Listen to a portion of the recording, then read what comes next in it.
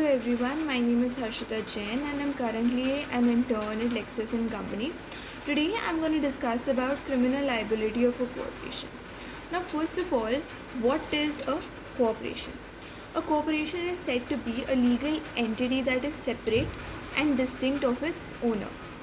Uh, the corporations enjoy most of the rights and responsibilities same as that of an individual. Like for example, they can enter into contracts, they can borrow and loan money, they can sue and they can also get sued, and they can hire employees, they can own shares, and they can pay taxes. Sometimes corporations are also referred to as legal persons. Now, in the modern times, intent of managers and agents of a corporation is attributed to the corporation. A governing body of a corporation is its alter ego. A corporation, therefore, can be held criminally responsible for committing an offense by a person who, at the relevant time, was the directing mind and will of the corporation.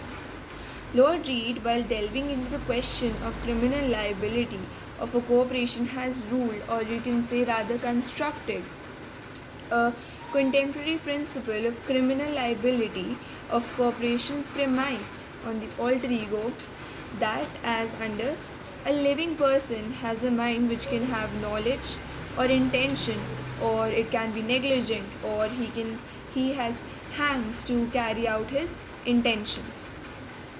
Unlike an individual, a corporation has none of these. It must act through a living person, though not always. It's not necessary it is always the same person. Like the head of the companies, the CEO of the companies, directors of the companies, they change over time. Like now this theory is kind of saying, like for example, if I am the CEO of a company, or I am the director of a company, I my mind is will be the mind of the company. Like for example, if I am saying my employees to do some particular task or do something particular which will lead to a crime or like anything, then it is me who will be responsible for the company, because it was my mind and my actions that led the company to do the crime. The person who acts is not speaking for the or acting for the company. He is acting as the company. His mind is the mind of the company, which directs. There is no question of the company being vicariously liable. He is not acting as a servant or a representative or an agent or a delegate. He is the embodiment of the company itself. He hears and speaks to the persons of the company within his appropriate sphere, and his mind is the mind of the company. If it is a guilty mind, then that guilt is the guilt of the company. It must be a question of law whether, once the facts have been ascertained, a person in doing particular things is to be regarded as the company or merely as the company's servant or an agent. In that case, any liability of the company can only be a statutory or vicarious liability. Originally, the prevalent view of a corporation was that it is a separate legal entity which cannot be charged of offences because of procedural difficulties. The obvious reasons were that a corporation could not be either arrested or compelled like that of a human being. It, owing to the absence of mind, could not form the required intention to commit a crime.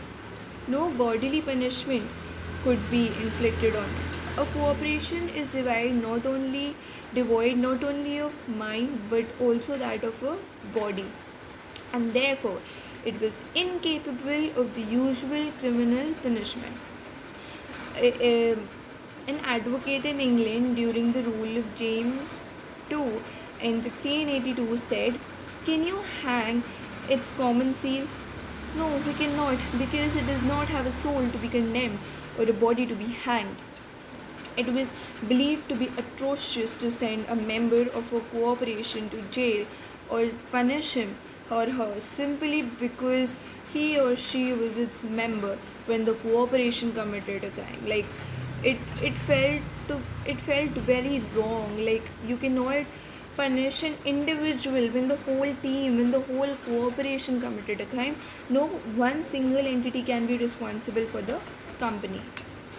In 2005, in the case of Standard Chartered Bank versus the Directorate of Enforcement, a five-judge constitution bench of the Apex Court has overruled the Villepart Textiles dictum, retreating that a corporation or a company by virtue of the sections 2 and 11 of the Indian Penal Code 1860 is a person, and it theoretically can be prosecuted for any offense punishable under law.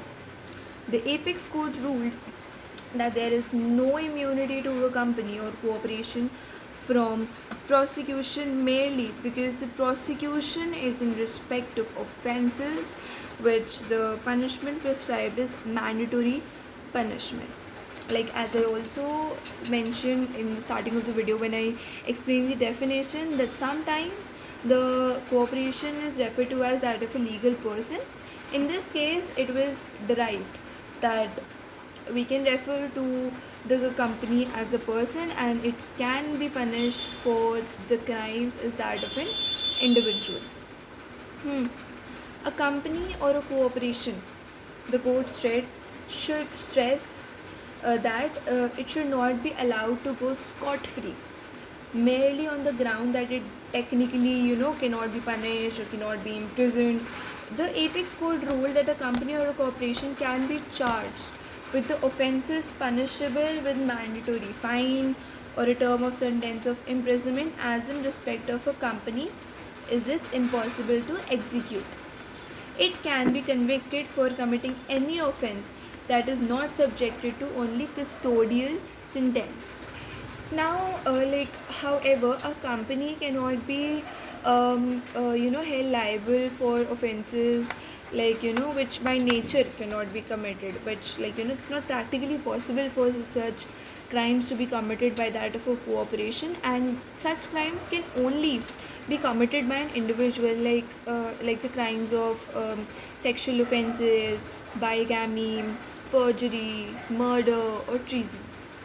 Similarly, the corporation cannot be held criminally liable for committing the offences that are only punishable by mandatory corporate or capital punishment, as the corporation obviously cannot be subject to such punishments. The Supreme Court by majority ruled that the court cannot impose criminal liability on a corporation if penal provisions provide for imprisonment only for a minimum term of imprisonment plus fine. If there are any doubts or any questions, do mention them in the comment box. I'll be happy to answer. So continuing, in this regard, it may be noted that in most of the social legislations like the Essential Commodities Act of 1955, the Prevention of Food Adulteration Act in 1954, and the Negotiable Instrument Acts in 1881, the Environment Protection Act in 1986, and so on. There are so many acts which provide that at the time of the commission of the offence, the company, as also every person who was responsible for the conduct or business of the company, shall be deemed to be liable for the offence if found guilty. They could be punished not only with the fine but with the imprisonment as well. An important change introduced in the statutory offences is the shifting of the burden of proof from the prosecution to prove the charge or accusation to the persons accused of committing the crime by the virtue of fact that they played a crucial role in the administration and management of that company.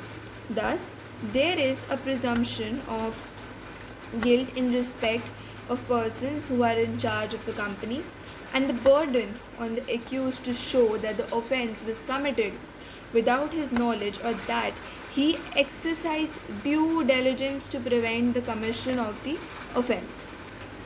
I hope you enjoyed watching the video. If there are any doubts, any questions, don't hesitate to mention them in the comment box. I'll be answering them as soon as possible. Thank you for watching.